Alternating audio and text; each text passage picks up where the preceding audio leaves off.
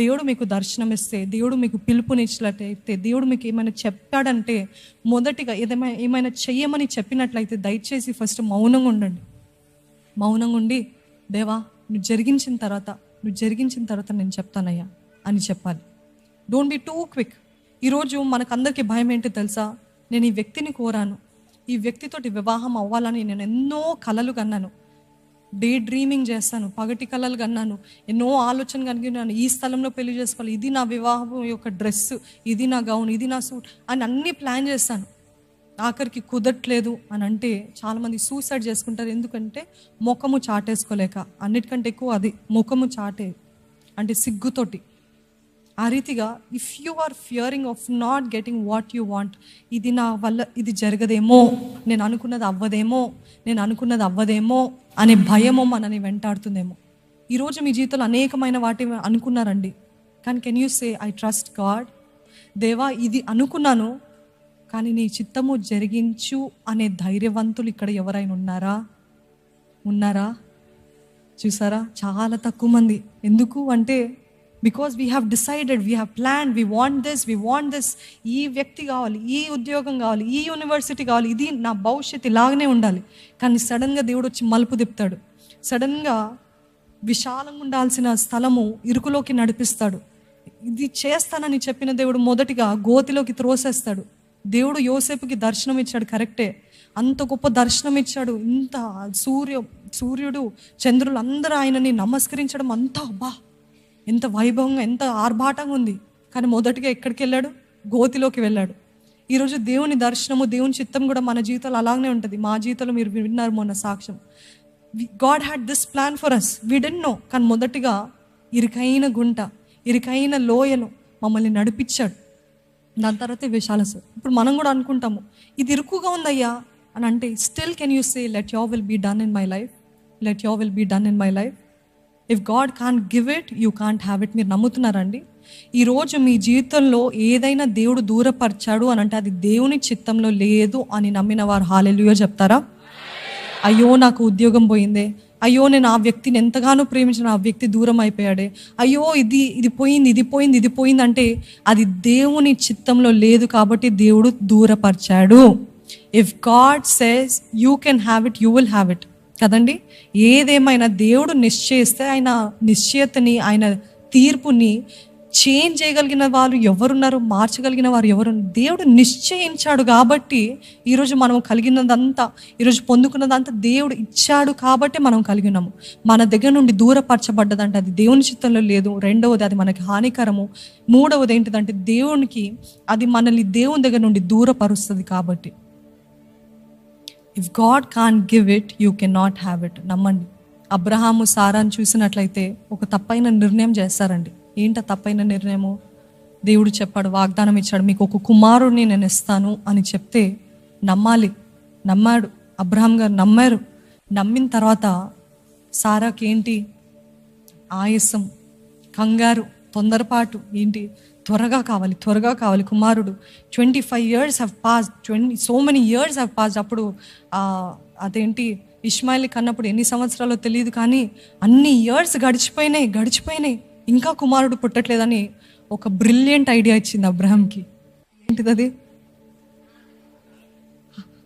హాగర్నని. ఏ స్త్రీ అయినా, ఏ భార్య అయినా అలాగే చేస్తుందండి. కానీ చూసారా, తొందరపాటు, డెస్పరేషన్లో ఉన్నప్పుడు మనం మెదడు మన చేతిలో ఉండదంట. మనము we would not have right thinking. సరైన ఆలోచనలు ఉండవు.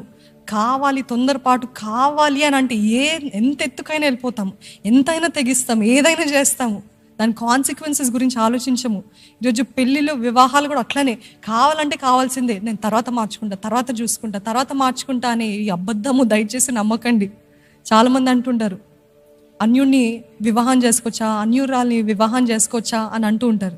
చేసుకోవద్దు, వెలుగుకి చీకటితో సాంగత్యం ఏంటి అని ఆయన వాక్యం తెలియజేస్తుంటే, లేదక్క నేను మార్చుకోగలుగుతాను అంటూ ఉంటారు. మార్చుకోలేరు. మీకు అంతగా వారిని రక్షించాలంటే బూదిగంతాలు వెళ్ళి రక్షణ సువార్తను ప్రకటించండి, కానీ ఈ ఒక్క వ్యక్తి మీ స్వార్థం కోసం వారిని రక్షిస్తాను అనకండి దయచేసి. మీరు మార్చుకోలేరండి. వెలుగుకి చీకటితో సాంగత్యము లేదు. అట్లాంటి తప్పు నిర్ణయాలు తీసుకుంటూ ఉంటారు. అబ్రాహము సారా కూడా ఆ రీతిగా, సారా తొందర పెట్టింది, అంత తొందర పెట్టింది. మరలా ఇష్మాయేలు పుట్టాడు. పుట్టిన తర్వాత అప్పుడు హాగర్కి కొంచెము గర్వం వచ్చింది. ఆ గర్వము తన మిస్ట్రెస్ దగ్గర, అంటే యజమానురాల దగ్గర చూపిస్తా ఉంటే తను తట్టుకోలేకపోయింది. ఎవరు చేయమన్నారు? దేవుడు చెప్పాడా, నేను మీకు నీ శరీరం నుండి నీ భార్య ద్వారా నేను కుమారుని ఇస్తానంటే కంగారుపాటు నిర్ణయము. ఈ రోజు వరకు ఆ కాన్సిక్వెన్స్ని చూస్తున్నాం కదా. ఎందుకంటే we do not want, fear of not getting what you want. నేను అనుకున్నది అవ్వలేదు, నేను ఆశించింది జరగట్లేదు, నేను ఊహించింది జరగట్లేదు, ఈ భయము, నేను అనుకున్నట్టు జరగట్లేదు అనే ఆ భయం అంట అనవసరమైన మార్గాలకి మనల్ని నడిపిస్తుంది. అనవసరమైన నిర్ణయాలు, అనవసరమైన ప్రతిఫలము, అనవసరమైన పరిణామాలు మన జీవితంలో తెప్పిస్తుందంట. యేసు ప్రభు కూడా అండి ఈ లోకంలో ఉన్నప్పుడు తెలుసా మీకు, ముమ్మార్లు గెత్సేమనే తోటలో, ఒక్కసారి కాదు, ఒకవేళ ఒక్కసారి అని ఉంటే అనుకోవచ్చు, ముమ్మార్లు అడిగాడంట దేవుణ్ణి, తండ్రి అయిన దేవుణ్ణి, దేవా ఈ గిన్నె నాకు భారంగా ఉందయ్యా, దేవా ఈ శ్రమ భారంగా కష్టంగా అనిపిస్తుంది. He also faced fear. మనం అనుకుంటున్నాము మనమే అని. యేసు ప్రభు కూడా ఈ ఫేస్ దట్ ఫియర్. దేవా ఫియర్ అంటే నేను చేయగలుగుతాడని ఆయనకి తెలుసు. కానీ ఆలోచన, ఆ తలంపులు, శరీరధారి అయి ఉన్నాడు కాబట్టి ఆ ఎమోషన్స్, ఆ భావోద్వేగాలు, ఆ భయము, అదంతా దేవా ఈ గిన్నె నా నుండి తీసివేయన్న. ఒక్కసారి కాదండి, 2 సార్లు కాదు, 3 సార్లు చెప్పాడు. 3 సార్లు అటు వెళ్ళి ఒకసారి ప్రార్థన చేసి మరలా వచ్చి దేవా తీసేయ్యా, ఆయనను నా చిత్తం కాదు నీ చిత్తం. మరలా వెళ్ళాడు. మరలా ఆయనకి ఎంతగానో మనోవేదన అనే వాక్యంలో రాయబడి, మనోవేదన, భయము. ఈరోజు మనం కూడా మనోవేదన, నాకు చేయగలేనా, భయము, భీతి, భవిష్యత్ గురించిన భయము. ముమ్మార్లు అడిగాడంట. కానీ యేసు ప్రభుకున్న వ్యత్యాసం ఏంటో తెలుసా అండి? ఆయనను నా చిత్తము కాదయ్యా నీ చిత్తమే జరిగించుము అని చెప్పాడు. తెగించాడు. ఈరోజు మన జీవితంలో కూడా కెన్ యూ సే, నాకు ఇది కావాలయ్యా, నేను ఇది ఆశిస్తున్నానయ్యా, ఇది కోరుకుంటున్నానయ్యా, నా భవిష్యత్తు కోసం ఇది ఆలోచిస్తున్నాను, ఇంత ప్లాన్ చేసిన మీరు సడన్గా దేవుడు వచ్చి తారుమారు చేస్తే, దేవా నా చిత్తము కాదు నీ చిత్తమే జరిగించు అని చెప్పగలిగిన ధైర్యవంతులు ఇక్కడ ఉన్నారండి? ఇక్కడ ఉన్నారు. ఒకవేళ ఈరోజు అటువంటి పరిస్థితులను ఎదుర్కొంటే, తారుమారు అయిపోయిన పరిస్థితులు, కెన్ యూ స్టిల్ సే, నా చిత్తము కాదయ్యా నీ చిత్తమే జరిగించునుగాక, సిద్ధించునుగాక అని చెప్పాలి. So don't encourage this fear.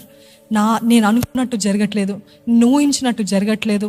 దావీదు కూడా తను అనుకున్నది చేసేసాడు, అందుకనే పాపంలో పడ్డాడు. మనం అనుకున్నది చాలాసార్లు మనకి హానికరమని మనం గుర్తించట్లేదు. మనం ఆశించినది మనకి హానికరమని మనం గుర్తించట్లేదు. మనము ఆశించినది అంతా కూడా దేవునికి ఇష్టమైనది అని మనం గుర్తించట్లేదు. ఎంతైనా ఆరాధిస్తాము, ఎన్ని గంటలైనా ప్రార్థన చేస్తాము, ఎంత దూరాలైనా ప్రయాణిస్తాం దేవుని సన్నిధి కోసము. కానీ దేవుడు అంటాడు, ఇది వద్దు అని అంటే, దేవా నువ్వు ఏదైనా చెప్పు, నేను వదులుకుంటాను, ఇది మాత్రము నా దగ్గర నుండి తీసేకయ్యా అని మనము బౌండరీస్ పెడతాం. దేవుని దగ్గర గోడలు, అడ్డుబండలు పెడుతుంటాం. Why? Because we say you can take anything but not this lord, this I want. లేదు నేను ఇంకా గొప్ప తలంపులు కలిగి ఉన్నానంటే, నో లార్డ్, నేను ఎంతగా నా హృదయాన్ని ఇచ్చేస్తా, నేను ఎంతగా నా ఎఫర్ట్స్ పెట్టాను, నా మొత్తము నా ప్రాణం అంతా కూడా దీనిలో పోసేసానయ్యా, ఐ కెన్ నాట్ అని చెప్తుంటాం. మనం ఏదైతే దేని గురించి అయితే ఎక్కువ భయపడతామో అది మనకి సంభవిస్తుందంట. అందుకనే భయం వచ్చినప్పుడు దాన్ని చెరపట్టి విశ్వాసం అనే డాలు, విశ్వాసముతో వాక్యము ప్రకటించినప్పుడు అవన్నీ కూడా క్యాన్సిల్ చేయబడతాయంట. అపవాది ప్రణాళికలు, అపవాది తలంపులు, అపవాది తంత్రాలు అన్నీ కూడా రద్దు చేయబడతాయంట. విశ్వాసపు మాటలు మన నోట రావాలండి. ఈరోజు భయపూర్వకమైన మాటలు నాకు జరగదేమో, కుదరదేమో అనంటే, మన తలంపుల్లో ఉన్నంత వరకు మనకి దేవునికి సంబంధించిందే. అపవాది మన తలంపుల్ని ఎరగడు, మన క్రియల్ని చూస్తాడు, మనము ఎలాగా ప్రవర్తిస్తున్నాం అదే చూస్తాడు. కానీ మన తలంపులు ఎలాగున్నాయో, మన ఆలోచనలు ఎలా ఉన్నాయో, he cannot read our minds, only God can read our minds. కానీ ఎప్పుడైతే నోటి మాట రూపంలో వచ్చింది అనుకోండి, జరుగుతుందేమో జరుగుతుందేమో జరుగుతుందేమో, అది నిజంగా మీరు దానికి జీవం పోస్తున్నట్లయితుంది. మీ భయానికి మీరు జీవం పోసి అది నెరవేర్పులోకి నడిపిస్తున్నారు మీరే. జాగ్రత్తగా ఉండండి. అనవసరమైన భయము, ఇటువంటి మాటలు మన నోట రాని. ఎందుకు దేవుడు, ఒకవేళ మీ చుట్టూన్న వారు కూడా అటువంటి భయపూర్వకమైన మాటలు మాట్లాడుతున్నట్లయితే చెప్పండి, లేదు జరగదు, నా దేవుడు నా తోడున్నాడు. ఒకవేళ మీకు అనిపిస్తుండొచ్చు, I'm not saying you're a super human being that you don't fear. ఒకవేళ వారి మాటలు బట్టి మనకు అనిపిస్తూ ఉండొచ్చు, ఎస్ అవును కరెక్టే, కానీ మీరు జరగదు దేవుడు చూసుకుంటాడు, జరగదు దేవుడు చూసుకుంటాడని అదే బాధ, అదే భారము దేవుని సన్నిధిలో ఆయన పాదాల దగ్గర వేయండి. ఆయన స్థితిగతులు మారుస్తాడని చెప్పిన వారు హల్లెలూయా చెప్తారా?